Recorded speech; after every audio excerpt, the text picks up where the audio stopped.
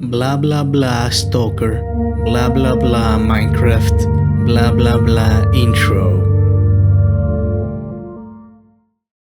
For starters, I'd like to address the fact that many people already know. Stalcraft is pretty much a fanfiction of a game. As such, much of the pre-established lore and assumed knowledge comes from its main source of inspiration, Stalker. The world of Stalker establishes that, after the Chernobyl disaster back in 1986, a cabal of scientists used the restricted area as a convenient black site to run even more fucked up experiments, particularly into the field of psionics and mind control.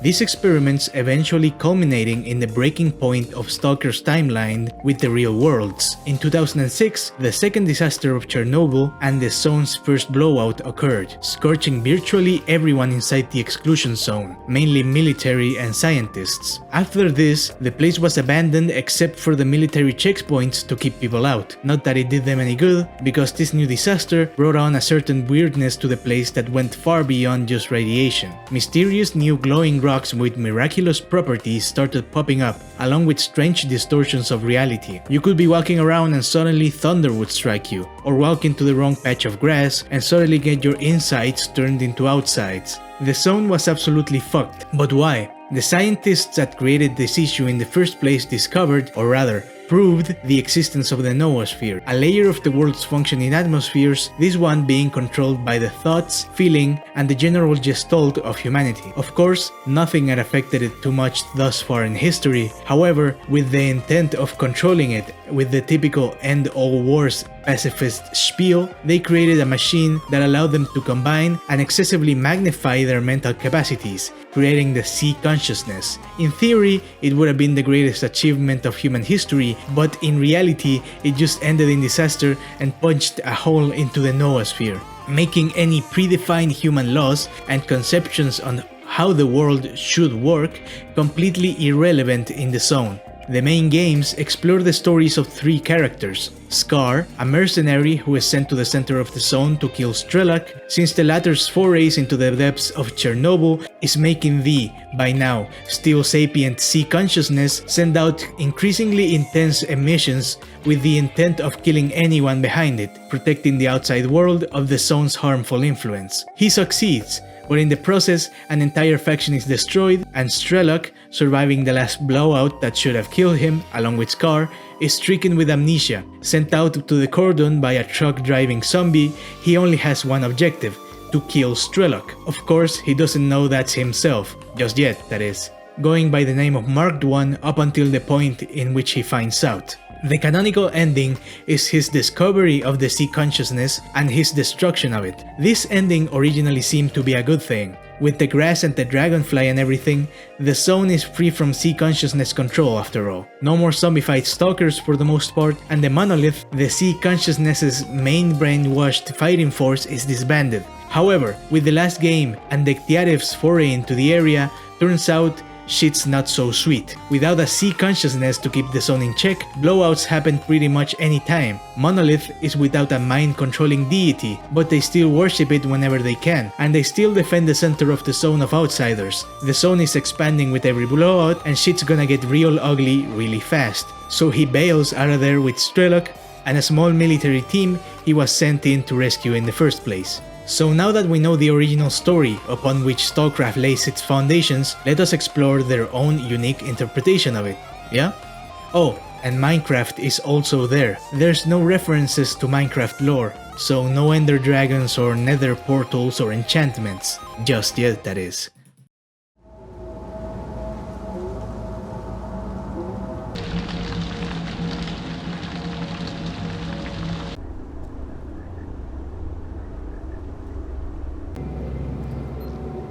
Our journey starts in the swamps to the southern reaches of the zone. Lately, there's been a notable rise in the influx of newcomers to the zone and the miraculous properties of the artifacts within, powering buildings, curing diseases, all types of positive shit. So of course, a lot of people are breaking into the place in order to get a slice of the action. That and a group of stalkers who are being referred to as the Blessed. All of them are affected by the same dreams, or rather, the same nightmares. A blue sphere calling them to come to the zone, a nightmare so strong the player character can't help but drop everything and venture into the zone to figure out this mystery, not after having one last, vivid dream about a man running around the halls of the power plant, finding the blue sphere, and then promptly being shot by his own allies.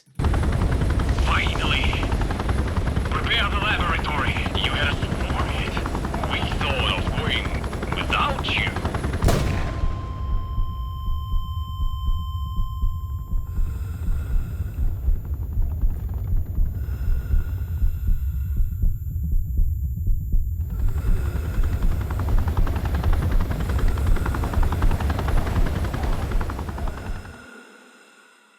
You wake up, regardless of your faction, and you're greeted by Linden. His fucked up looks and the fact that he greets you regardless of whether you're a bandit or a stalker makes me think he's pretty well liked by most folks, being allowed into both bases. Either that, or it's just, because it's a video game. Welcome to the swamps. You'll be staying either on the boathouse or on Ataman's HQ.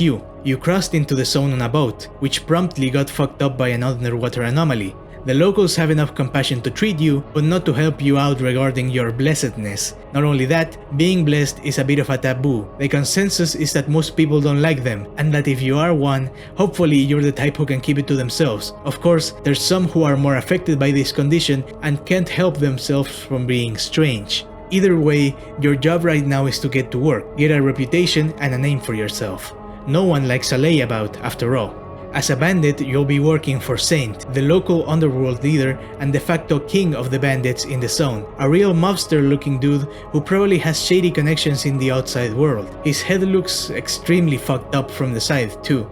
The loners have Ataman to look up to, the local boss and a guiding figure to help newbies get settled. He's got a pretty sweet armor and seems to be a veteran of the zone. From this point on, even though there's a myriad of tasks and questlines for you to get immersed in, the main storyline will take you from base to base, further and further into the entrails of the zone as you try to solve the mystery surrounding your status as a blessed and the significance of the blue sphere dreams, trying to convince your local leader into setting up a meeting with Shaman, a stalker who seems to be pretty well versed in the topic. For starters, however, you are tasked with solving a murder mystery. Your local leader tells you about Scooper, a stalker who is pretty well regarded even though he's a blessed. He can find his way through pretty much anything and he is known to rescue stalkers who are in trouble. He has been killed and only 3 stalkers were seen with him last, one of them being Coxcomb. Of course, Coxcomb, being the jumpy, crying, argumentative type, is clearly revealed to be the killer in the end. Shortly after visiting his shack,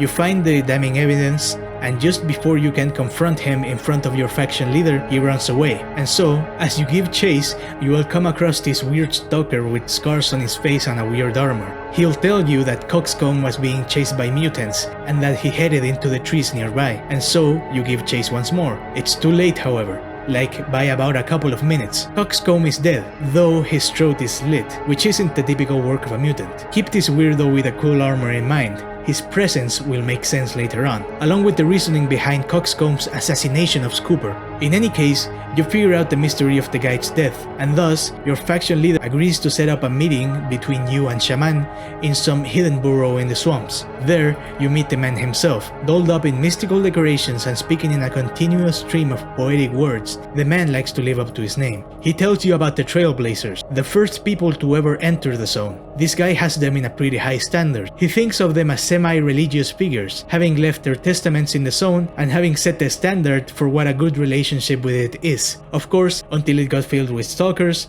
bandits, mercs, and degenerates. He thinks that the Blessed are related to the Trailblazers in some way, that the Trailblazers are calling them to the zone. For what reason? No idea just yet, but it all must be part of the Trailblazers' plan, right? Still, before you can meet your destiny among the Trailblazers and whatever grand plan of enlightenment they have for you and the Blessed, you have to infiltrate the Orderlies to try and stay a step ahead of them. The Orderlies being their direct enemies of the Blessed, a gang of genocidal Blessed haters which consider them to be dangerous and worth shooting on sight. You're a new face in the zone, so no one's certain that you're a Blessed just yet.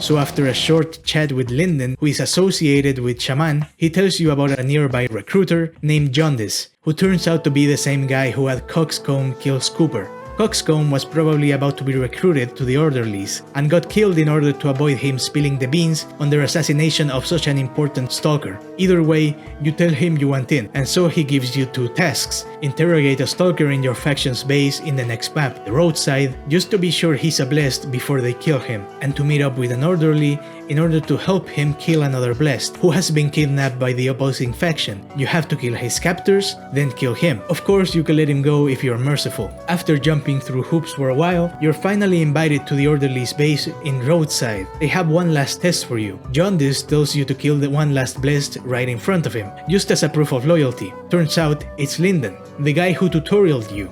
He tells you that he wants to live. He wants out of here. Will you help him and make shit harder on yourself, or kill him and keep the charade up? This is among the earliest splitting points in the story. Killing Jaundice and the Orderlies will make the early stages harder, since now the jig is up and camps of patrolling Orderlies will open fire on sight. Not to mention that fighting yourself out of the situation will probably require some resilience on your side. Linden will surely be grateful to you though, if you see him again, that is.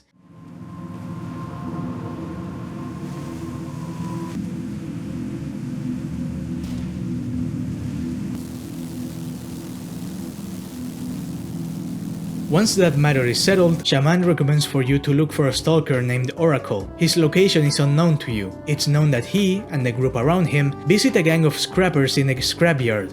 Their leader, one named Junkman, tells you the location of Oracle's group in exchange for a couple of junk items to fulfill a request. Interestingly, he asks this of you because his greatest squad of scrap hunters, composed entirely of blessed stalkers, had recently been killed by Orderlies. With Junkman pleased, you finally get to meet Oracle, or rather his older brother, Condor. They seem to be a faction all on their own, only minding themselves, a tightly knit little group of nomads. Condor doesn't trust you to talk to Oracle, extremely protective of his brother. He sends you out on a short fetch quest to recover the PDAs of a couple of disappeared members of the gang who went missing after trying to lead a group of mutants away from them. Night after night, mutants have been attacking them in increasing numbers everywhere they go. More alarmingly so, once you get to speak to Oracle, he will reveal to you that he is not only part of the Blessed, but one with special abilities, seemingly making psionic contact with a beast of the zone. He hoped he would be able to do so without repercussions. Instead, this creature has been able to use the psychic link between them as somewhat of a radar, sending out squads of mutants to kill them. This problem and 3 corpses are Oracle's fault. Stricken with grief, he agrees to help you, should you kill this psionic mutant. This is the first dungeon in Stalcraft, and they're always extremely interesting to visit.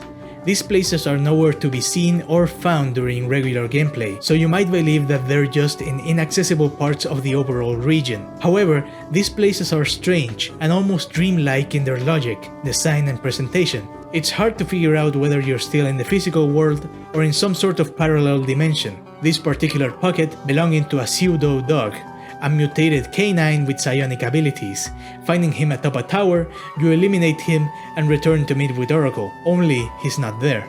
The search is on. You have to find Oracle if you want a chance at ever figuring out the mystery behind the blue sphere. Luckily for you, he's not too far from camp. He's not in any danger, mind you. Rather, he's having a bit of a crisis, thinking that he has sent you to an untimely death. The thought of you dying on his behalf is one corpse too much for his conscience to bear, so much so that even once you appear before him, he is still set on abandoning his brother's group. Looking to become his own man, another split in the storyline occurs here, as you can choose to either encourage him to leave and make his own path in life, or to remain with the family of brothers that he has been given. Either way, he will give you a piece of advice regarding your status as a blessed, before letting you know of a strange wave of psionic signals coming from the nearby sides of the zone. Saying goodbye one last time, you set off to find the source of this signal. Блаженные отличаются от простых людей. Что-то проникает в наше сознание. Оно дает тебе новые силы, но оно же пытается подчинить тебя своей воле. Обычный человек видит свет, когда его глаза открыты. Когда же он закрывает свои глаза, все вокруг покрывает тьма. Но когда блаженный закрывает глаза, Мир для него не погружается во тьму. Нет. Он видит слабый, словно призрачный свет. Сначала он кажется таким далеким, таким слабым, но потом он становится все сильней. Он начинает сводить с ума. Завладевает тобой и твоим сознанием, и ты уже не в силах понять, когда твои глаза открыты, а когда нет. Это гибельный путь. Ты должен избегать его. Ты должен разделять свет и тьму. Иначе ты сойдешь с ума, и этот свет поглотит тебя.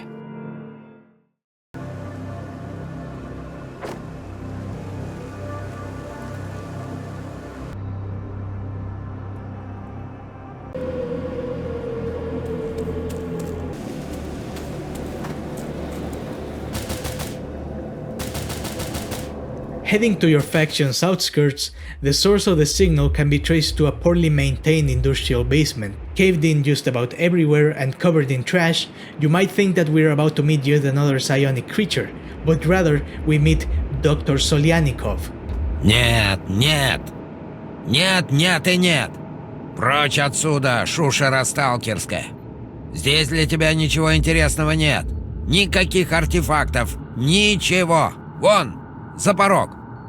This guy is way too big of an asshole for someone without guns or armor. Still, a short conversation with him lets you in on the fact that he's also a blessed, and one that wasn't doing too bad in the outside world before being brought here. A fact that I neglected to mention earlier is that being a blessed isn't exactly an eldritch dream that just bothers you. It's an active hypnotic gesture being sent out by the blue sphere, which is to say, you could be just about anyone, in any part of the world, and its psionic abilities would force you to come to the zone. Not only that, but it will keep you within forcefully. Trying to leave them at bounds will start rapidly draining your health, the blue sphere's influence forcing you to stay here. Not one to do a glowing rock's bidding, Solyanikov tells you that he's working on developing something akin to a transmission jammer, a device with a counterforce so potent to the blue sphere's influence that it might, effectively, let him force his way out of the zone unharmed. However, he's yet to find a transmitter with enough strength. In his friendliest gesture yet, he asks you to go find such a device. Instead,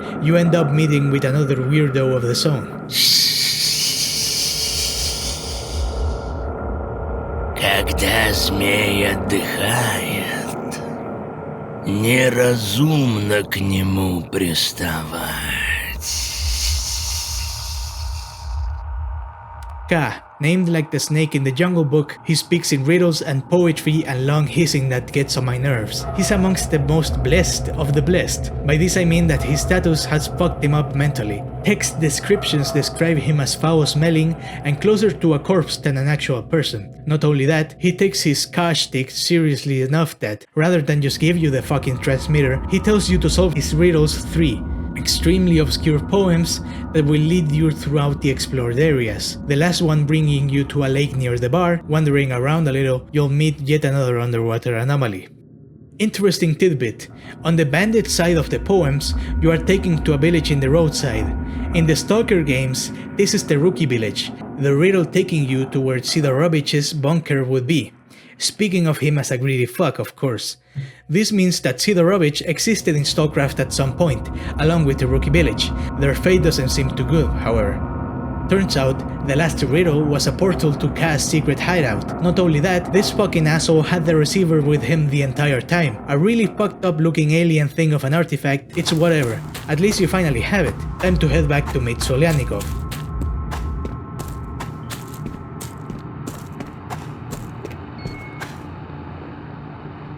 He's gone. No note, no nothing.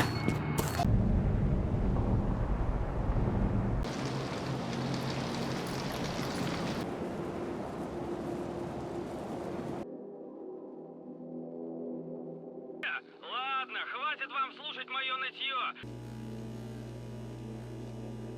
Just in time to keep you occupied, Shaman hits you and tells you to head to the bar, so you do. In a fight, the orderlies would easily wipe out the blessed. It's just a matter of when they decide to do it. So you must strike first. In the wild territories near the bar, there's going to be a deal between them and their unknown allies. Go there, find out where they're getting their help from, fuck the deal up, and come back in time for a blowjob and a glass of milk. Easy work. Also, by this point the protagonist is getting fucking sick of the M4's iron sights, so he buys a red dot sight. You meet up with a bandit affiliated Blessed, who will give you shit if you're a stalker. Under the flag of the Blessed, however, people from all walks of life unite, so you can trust him not to shoot you the moment you turn around. Especially since while the fight is happening, he will be preoccupied with trying to grab a hostage to interrogate later. So just let loose and fuck them up.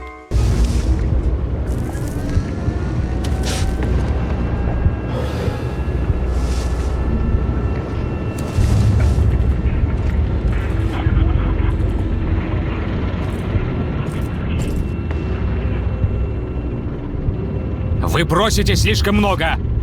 Полковник Власов уже выделил вам вертолет.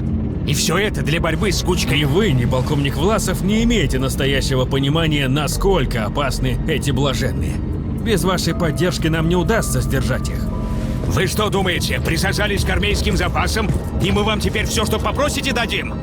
Дали вертолет, дальше что? Танки, беспилотники, красную кнопку в чемоданчике не подогнать? Стоп! Тут что-то не так.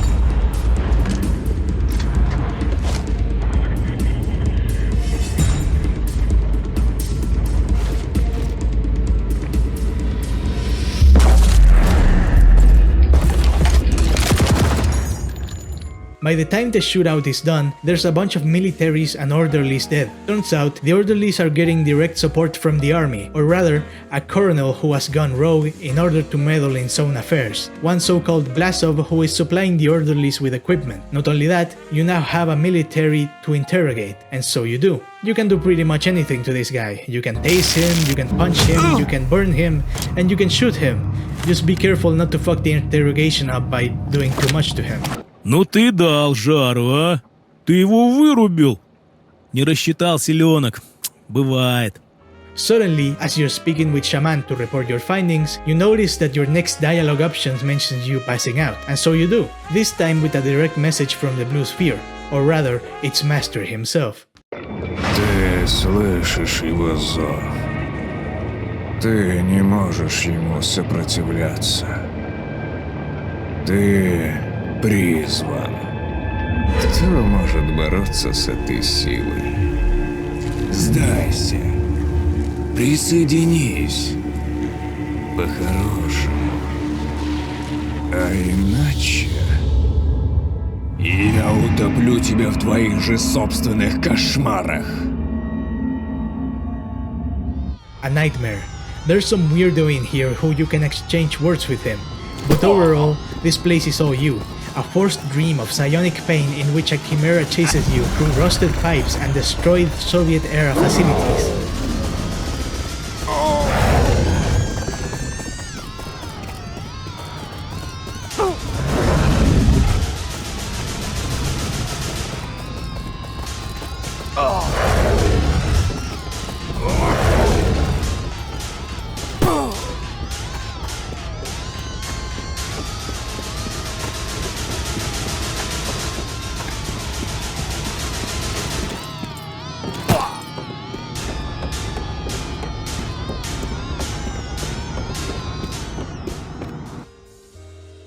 You managed to wake up, thanks to Oracle's earlier words of support, which let you know that this is an influence which can be resisted. Going back to Shaman, it turns out that the military's alliance with the Orderlies goes beyond just supplies. They're actually sending in soldiers to help the Orderlies accomplish their objectives. Mainly speaking, killing anyone who's a blessed, of course. Shaman and his people have little chance against an entire government branch, so they send you, their champion, out to go kill some soldiers and make sure a family goes to sleep crying tonight. So you do. Once you're done with that, you head back to Shaman and he tells you that it's not enough, so he sends you back out once more, this time telling you to kill a couple of their lieutenants, hoping the organizational chaos that ensues will be enough respite for you.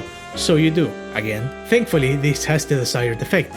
The Alliance has to stop operations in order to reorganize themselves, which gives the Blessed the chance to strike back, if they had the numbers for it, that is. Blessed are still a minority in the zone, after all. However, the Orderlies' alliance with the military might not be such a good idea on their part. The Orderlies are stalkers, which means that any attempt at hostilities against them could throw off the balance of power of the main factions. But the military?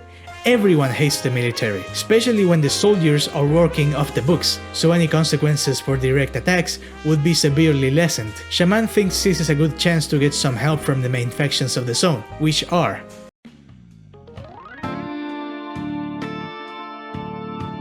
Mercenaries, a faction made up top to bottom entirely of wealth-seeking soldiers of fortune. All of them are on the zone under contract from a larger, shadowy client who you have no real idea who they are, but the main bossman of the mercenaries seemed to be his leading man during his operations in the zone. Mercenaries aren't well regarded by anyone, since they're prone to violence and they're in this for nothing but themselves and their profit, which makes them extremely individualistic and not too trustworthy, not in a firefight and not anywhere else.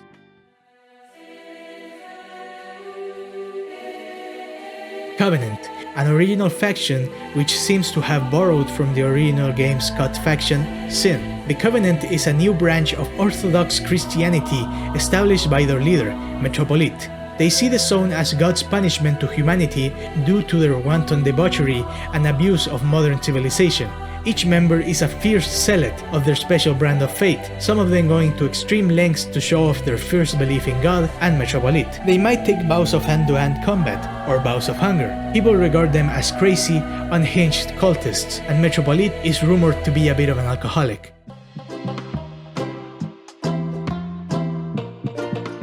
Rise, formerly known as Freedom. Rise is a faction of anarchists, adrenaline junkies and pleasure seekers. Their only real politic during their stay in the zone is the idea that the zone shouldn't be researched or destroyed. Rather, people should try to learn and coexist with it. They are commonly seen as drug addicts and mutant fuckers.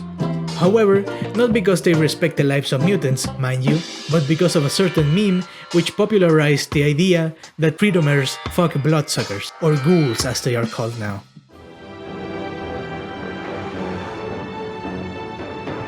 Frontier, formerly known as Duty. Frontier is a paramilitary organization which is mainly composed of ex-military and people with such a background. Disciplined and about as close as you'll get to an actual army with a chain of command within the zone, their mission statement is to contain and eventually destroy the zone. Seeing it as nothing but a source of destruction and chaos, they have close ties with the country's government, which makes them extremely well equipped and grants them a certain level of leeway. Commonly seen as fascists, sticks in the mud, and overall boring people to be around. These factions are the largest key players within the zone's politics, and they all hate each other, so asking for help from one of them will inevitably make the others lose interest. This will be your first foray into the late game stakes. Once you make your choice, it's time to grease them up. Depending on the faction and what exactly their gimmick is, the thing that they actually do to help you will vary. However, the quest itself is pretty much the same.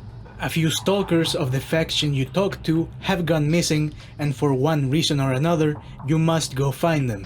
In the process, finding yourself face to face with a bloodsucker named Vagant, due to the fact that his constant howling sounds like singing.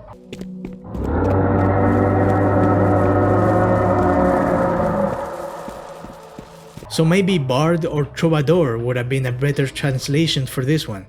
It seems like the orderlies beat you to the punch with this place.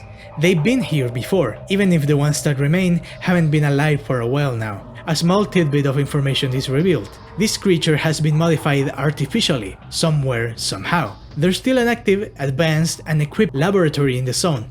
Still, that's not a problem for you to worry about just yet. Kill the Vagant, come back home, and for your issues you'll get a cool, faction-themed M14, in honor of this newfound friendship. The Freedom M14 says Boar. That, along with some off-screen gesture in order to help you getting to the military base. Depending on the faction, what they do varies, but it's still an off-screen gesture, so it's just text. Duty will help you by pulling out some soldiers using their connections, and Freedom will detonate an explosion, so on and so forth. After a short walk around their halls, and a conversation that seems to imply the Colonel's beef with the Blessed comes from a personal place, it's time for a good old-fashioned shootout.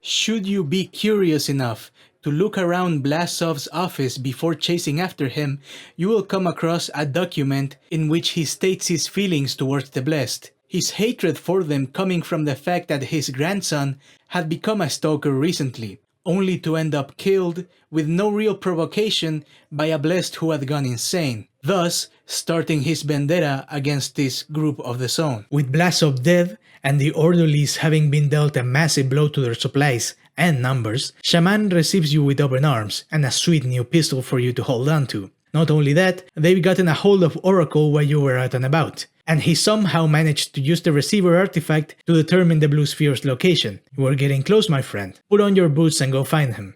Нужно сконцентрироваться. Я уже знаю, как это делать. Я отыщу этот предмет. Наш путь подходит к концу. Я вижу это. Я вижу его. Шар. Что это? Я ведь уже разглядел. Еще чуть-чуть. Я укажу тебе. Я видел его. Я знаю, где он. Я видел его. Видел! Oh, come the fuck on. You're shot and left to die. Oracle got kidnapped by the orderlies and taken away. Luckily for you, Condor finds you and helps you recover. Turns out that regardless of what you tell the kid, Condor will still follow after him. They're bros after all, so he wants to keep tabs on him and make sure he's fine. I'm sure you can tell who we're going to speak to now. Ты понимаешь, что отдал врагу ключ к нашему предназначению? Эти безумцы, инициаторы настоящего геноцида, могут заполучить невероятную мощь. Им остается только руку протянуть. Ты подарил им эту победу. Ты проявил слабость в тот миг, когда должен был быть сильнее всех. Shaman is crestfallen at this news. We were so close. All that fucking kid had to do was speak fast. And now we're without an answer just because he wanted to speak dramatically? We're too close to stop now. There's an orderly deserter not too far from the bar. He's our ticket into their de facto headquarters. Meet up with him, get a way in, and break out Oracle no matter what the stakes are.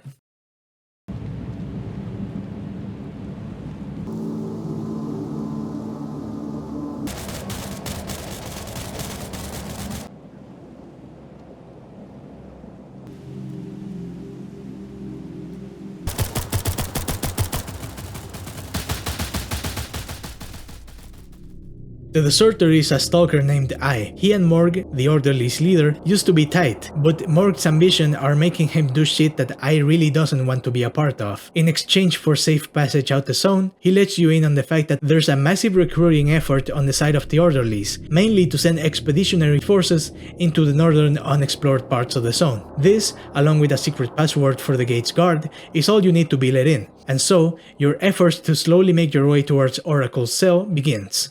In the process, you'll be jumping through hoops and lying out your ass the entire time, fixing radios, pretending to have eaten bad meat, forging signatures, pretending to be some dude from Russia, all of this with the final objective of reaching the cell in which Oracle is being kept. And if you were a bold type of stalker, next to him you'll find Linden. Having been captured after fucking around for a while, you can easily let him out. Though the only reward he'll give you is some help escaping the place, heavily reducing the number of NPCs you have to go through.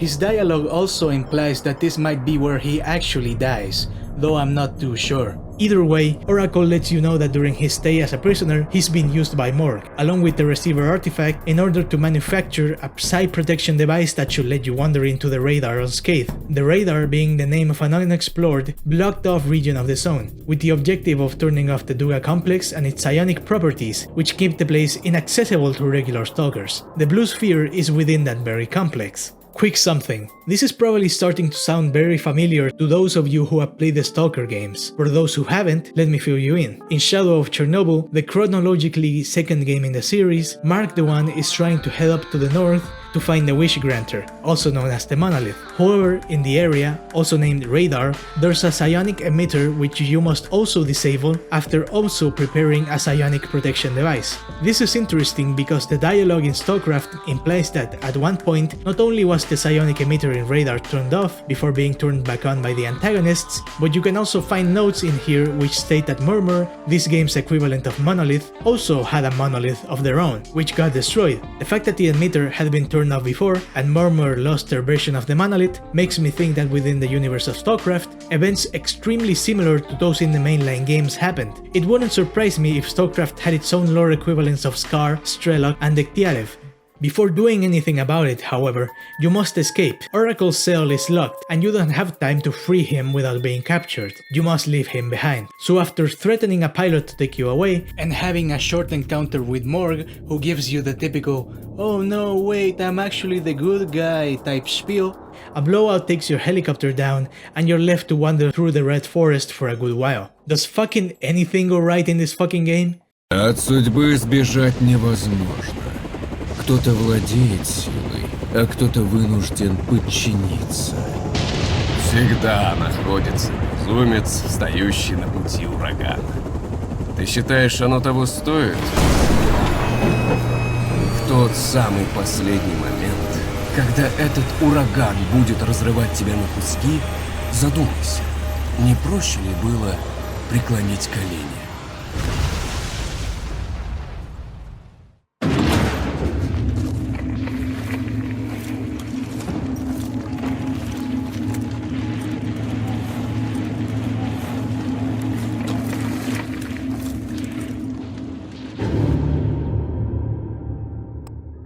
You've lost all your gear, armor, weapons, all that shit. Now you must do mad dashes through the forest to avoid patrolling orderlies who want to shoot you down with extreme prejudice. In the process, you'll come across these typhoon-looking things, portals of some sort, which take you to what I can only describe as some sort of nightmare dimension, not too dissimilar from the one you've seen in your dreams, revealing a warped, violently distorted version of the zone. Not only that, this place seems to be influenced by someone who's directly trying to work against you. Signs and guiding arrows leading you towards dead ends, if not lethal anomalies. It's hard to figure out what here is a dream and what is reality, especially considering that once you manage to escape the orderlies and make it back to the charted zone, it's because you're waking up in the arms of Condor, who, once again, is pissed at you because his brother is still captured. After a couple of words, it's back to Shaman, who in this occasion is not too far from where you wake up. In your absence, he has taken a bunch of bless to fight against the orderlies, and when you find him, it seems they had a successful skirmish. However, he, along with only 2 stalkers, survived. You tell him about the device,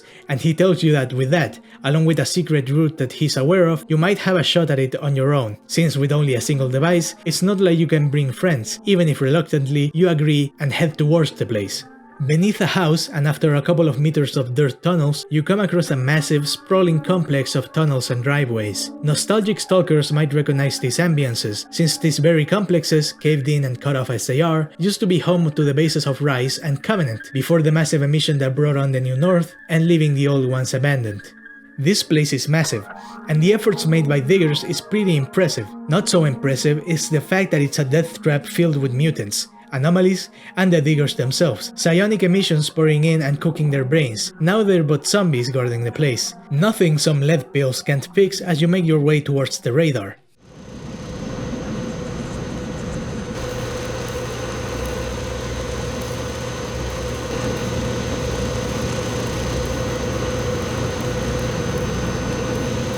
The radar. This place is absolutely fucked. At one point, the psionic emitter was turned off, period during which the military made their presence here. Rows and rows of tents and equipment, they had a massive operation going on, which means that there's now a massive amount of zombies with military gear here. Not just that, but zombies from all walks of life. Bandits, stalkers, scientists, doesn't really matter. This place is teeming with pretty much anything that could kill you in the zone. Lucky for you, you're the protagonist, so nothing stops you on your way to the control room. A single press of the button, and the Agrocomplex is off once more. Exploration can resume. Not for you, however. The first person you meet the moment you step out of the room is an orderly. He doesn't seem too aggressive though, and under threat of Oracle being hurt, you're told to walk a few meters away to meet Morg in person, to have a one-on-one conversation about all that's happened thus far.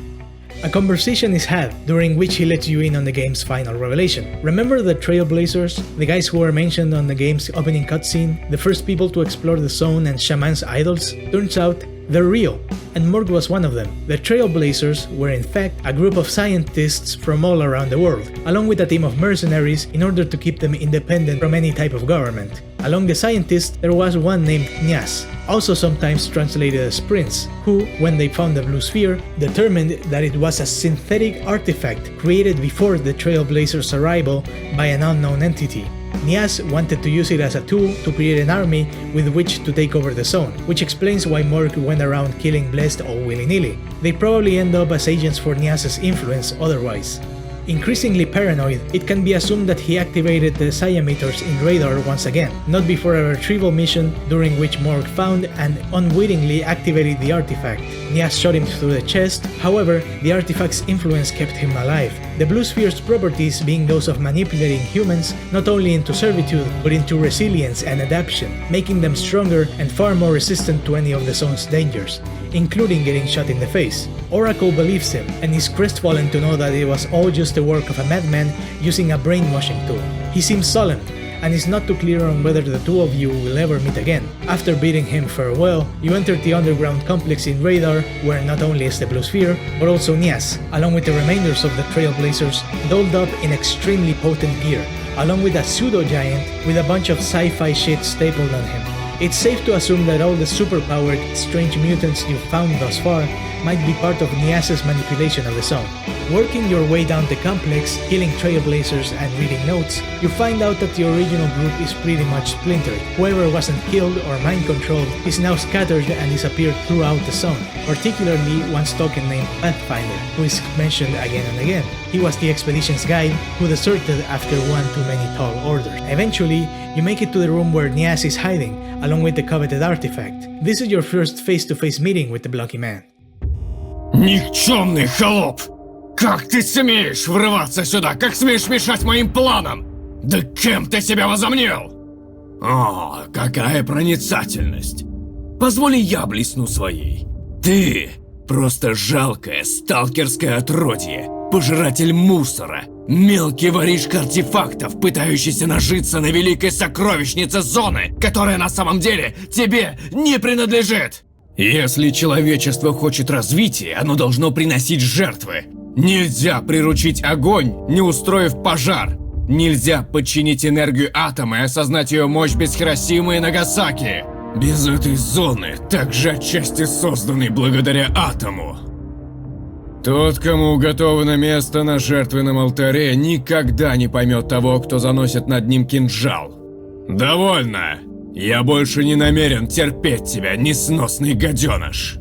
Right before you can put a slug between his eyes, Morg's team breaks in, giving Nias enough of a distraction to run away.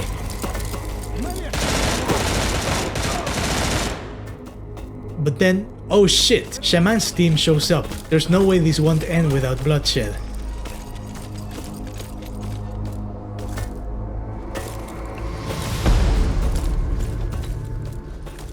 This is the last splitting point in the story. At this point, you've been a blessed yourself. You've seen the type of wanton murder, the type of fear, and the type of suffering that Morg and his people have created throughout the zone against people who have done nothing, but who might as well have been literal junglings who were playing Dragon Ball Sparking Zero and eating lunch leaves before the Blue Sphere's influence forced them to come here. On the other hand, you've seen just how dangerous the Blessed could be. They are prone to psychotic breaks and random acts of violence against even their friends. Psionically susceptible to controlling influences, they are ticking time bombs, sleeper agents who could, at any point, start shooting up one of the main neutral areas of the zone.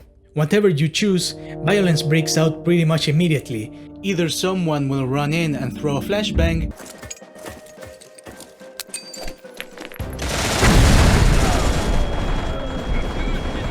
or someone will get a little stupid with their grenade launcher.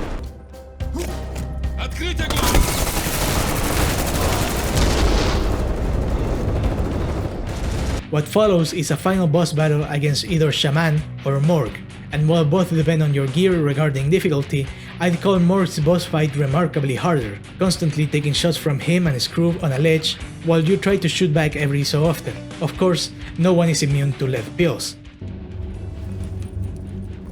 Это конец.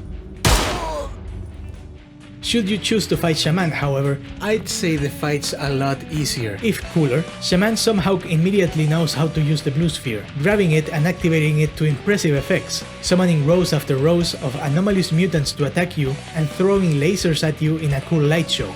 Was Shaman always this in tune with the Blue Sphere, or is the Blue Sphere acting out in order to protect itself? Either way, gun beats magic.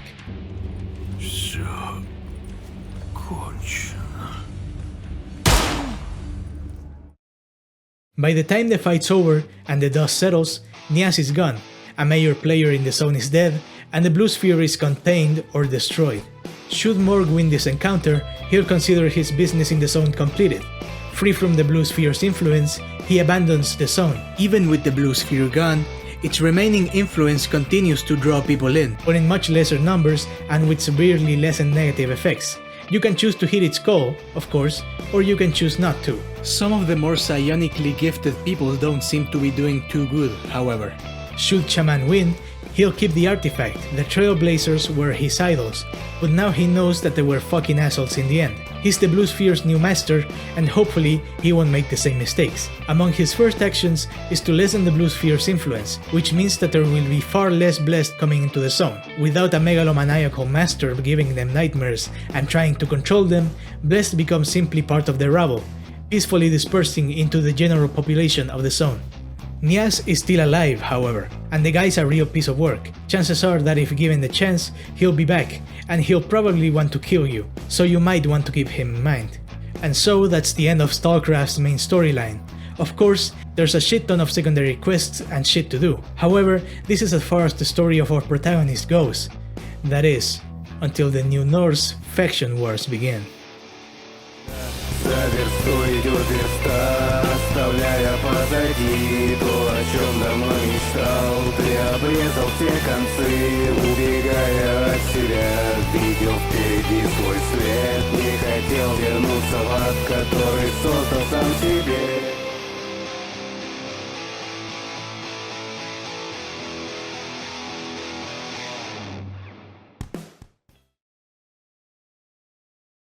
They're actually sending in soldiers to help the orderlies accomplish their objectives.